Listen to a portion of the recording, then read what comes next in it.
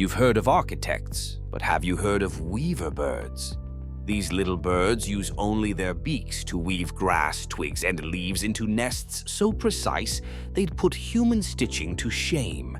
Some nests have over 500 weaves, with hanging chambers, side entrances, and even waterproofing.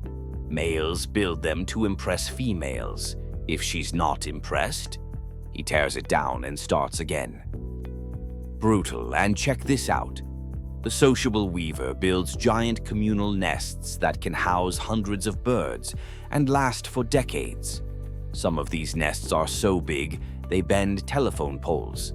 Even other animals like owls and snakes use them for shelter. They're tiny, but they build kingdoms, one strand at a time,